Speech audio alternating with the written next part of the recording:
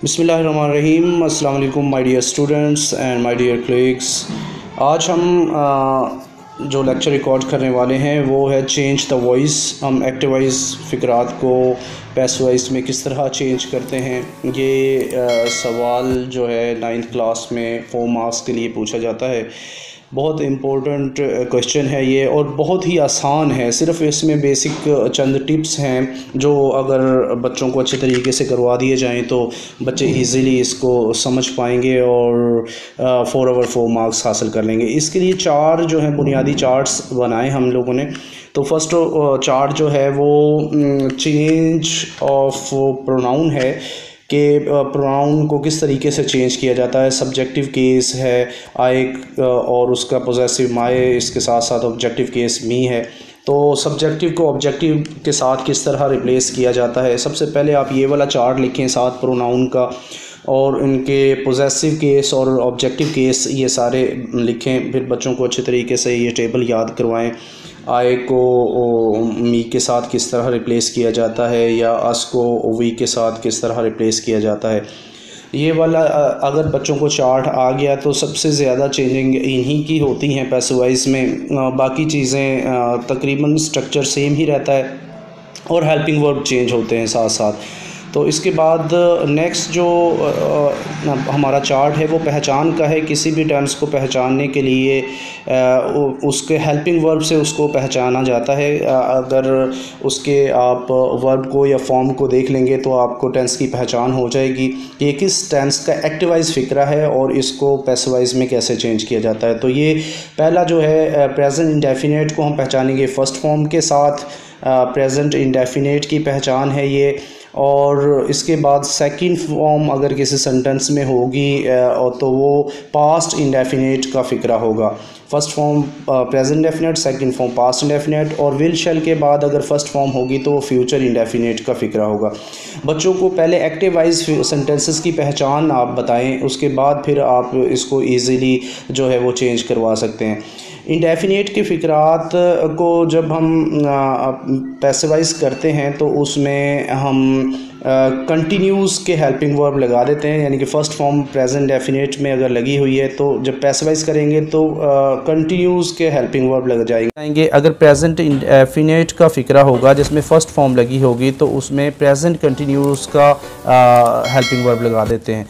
ये तो शोर शार्ट बात है कि जो प्रेजेंट डेफिनेट है तो प्रेजेंट कंटिन्यूस का हेल्पिंग वर्ब लगेगा। मीन टू से कि अगर एक गाड़ी का टायर अगर आप चेंज करना चाहते हैं, इंडेफिनेट का आप चेंज करना चाहते हैं तो इंडेफिनेट का ही लगेगा। गाड़ी के साथ गाड़ी का टायर ही रिप्लेस हो सकता है। ये तो नहीं आप ट्रैक्टर का टायर वहाँ पर रिप्लेस कर दें।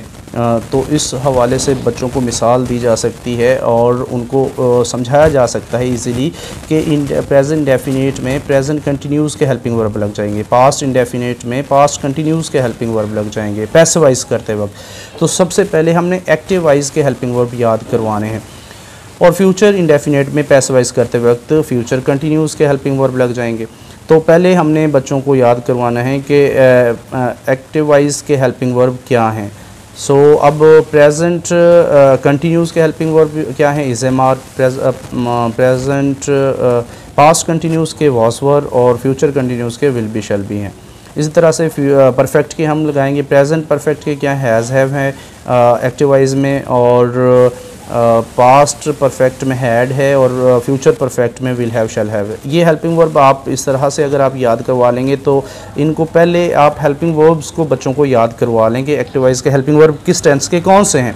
इससे 2 फ़ायदे होंगे। एक तो ये है कि करेक्ट यूज़ ऑफ वर्ब का जो उनका क्वेश्चन है वो भी ईज़िली उनको याद हो जाएगा। जिस तरह हमने पहले एक लेक्चर रिकॉर्ड किया था करेक्ट यूज़ ऑफ वर्ब, तो उसमें हमने ये हेल्पिंग वर्ब लिखे हुए थे। तो फोर्थ फॉर्म कहाँ पे लगती है, तो is am are, was were, will be, shall be, ये सारे हमने लिखे हुए थे वहाँ पर। तो इनके बाद फोर्थ फॉर्म लगती है। तो इस तरह एक तो टेंस की पहचान हो जाएगी, एक्टिवाइज सेंटेंसेस की पहचान हो जाएगी और करेक्ट यूज़ ऑफ वर्ब का भी उन्हें जो है वो आइडिया हो जाएगा कहाँ पर कौन सी फॉर्म लगती है। अब इनको पैसिवाइज करते हैं तो इंडेफिनेट का फ़िक्रा है, उसको बच्चे ने पहचान लिया फर्स्ट फॉर्म से, ये प्रेजेंट डेफिनेट का है। पैसिवाइज करेंगे तो हेल्पिंग वर्ब लगाएंगे। सबसे जो कॉम्प्लिकेटेड चीज़ होती है वो हेल्पिंग वर्ब की है, बाकी स्ट्रक्चर सबका ही सेम है, सिर्फ हेल्पिंग वर्ब पैसिवाइज में चेंज होते हैं। तो वो हेल्पिंग वर्ब आप बच्चे को ये अगर कॉन्सेप्ट देंगे जिस तरह हम आपको बता रहे हैं तो इंशाल्लाह 10 मिनट के अंदर बच्चे ये चार्ट्स याद कर लेंगे और ये हमेशा के लिए उनका मामला हल हो जाएगा। प्रेजेंट डेफिनेट का फ़िक्रे की पहचान कर ली फर्स्ट फॉर्म से, पैसिवाइज करेंगे तो प्रेजेंट कंटिन्यूस का हेल्पिंग वर्ब लगा दिया हमने। अगर फ़िक्रा प्रेजेंट कंटिन्यूस का है या तो उस या पास्ट कंटिन्यूस का या फ्यूचर कंटिन्यूस का है, उसने उन्होंने पहचान कर ली तो उनके हेल्पिंग वर्ब के साथ प्लस बीइंग लग जाएगा। प्लस बीइंग सिर्फ एक ही इजाफा होगा।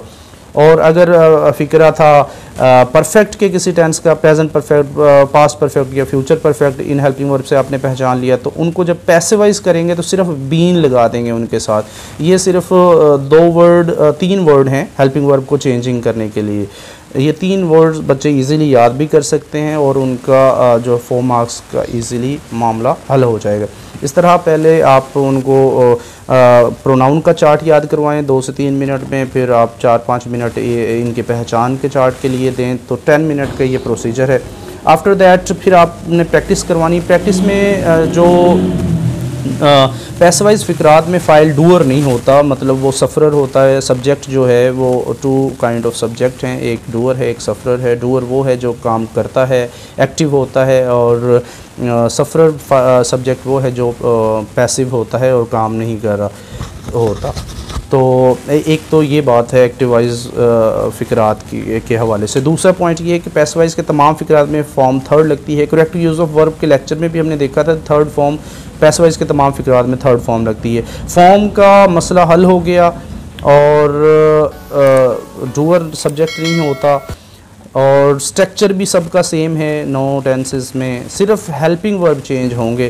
तो एक्टिवाइज फ़िक्रात को पैसिवाइज बनाने के लिए फॉर्म के बाद बाय लगाते हैं। ये भी सब तमाम सेंटेंसेस में इसी तरीके से हम बाय लगाएंगे, बाय एक्टिवाइज को पैसिवाइज करते हुए। लास्ट पॉइंट जो 4 नंबर पॉइंट है, इस एक्टिवाइज फ़िक्रात को पैसिवाइज बनाने के लिए मफ़ूल को फ़ाइल की हालत यानी कि सब्जेक्टिव केस ऑफ ऑब्जेक्ट लगाते हैं हम, और फ़ाइल को मफ़ूल जो सब्जेक्ट होता है उसको लास्ट में ले जाते हैं, यानी ऑब्जेक्टिव केस ऑफ सब्जेक्ट। ये पहला जो चार्ट था वो इसी पॉइंट के लिए हमने कहा कि आप याद करें सब्जेक्टिव केस को ऑब्जेक्टिव कैसे बनाते हैं और ऑब्जेक्टिव को सब्जेक्टिव कैसे बनाते हैं। ये 4 पॉइंट्स हैं, ये भी जहन में होने चाहिए बच्चों के। आफ्टर दैट स्ट्रक्चर की बारी आती है चौथे नंबर पर। स्ट्रक्चर क्या है? सबसे पहले हम सब्जेक्ट को उठाकर ऑब्जेक्ट की जगह पर लाते हैं। मीन टू से कि अगर मी होगा तो ये ऑब्जेक्टिव केस है, इसको हमने स्टार्ट में ले आना है, आई बना देना है। ये पॉइंट नंबर 1 है। आफ्टर दैट हेल्पिंग वर्ब है। हेल्पिंग वर्ब हर सेंटेंस में चेंज होता रहता है।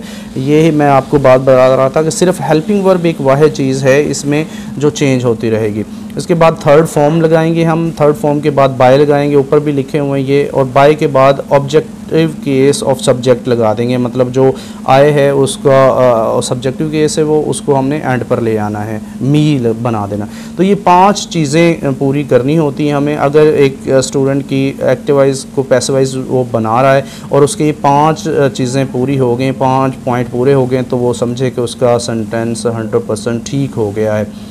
इसकी प्रैक्टिस आपने पीटीबी से करनी है। पीटीबी में अराउंड अबाउट 30 सेंटेंसेस जस्ट लिखे हुए हैं। पीटीबी ग्रामर जो है वहाँ से अगर बच्चे करेंगे तो इंशाल्लाह ताला 90% चांसेस हैं कि वहाँ से ही तमाम सेंटेंसेस आपको मिल जाते हैं पेपर के अंदर। वाइट बोर्ड पर हम इसकी नेक्स्ट लेक्चर में आपको प्रैक्टिस भी करवाएंगे और बताएंगे कि ये चेंज कैसे हो रहे होते हैं। लेकिन अगर किसी भी स्टूडेंट्स को ये 4 चार्ट याद हैं तो वो ईज़िली हमेशा के लिए पैसिवाइज में मुकम्मल ग्रिप हासिल कर सकता है। अगर आज का लेक्चर आपको पसंद आया है तो इसको हमारे चैनल को सब्सक्राइब कर दें, लाइक करें और इस वीडियो को शेयर करें ताकि हम आगे आपको ऐसी वीडियोस बनाते रहें। Thank you so much. Allah हाफिज़।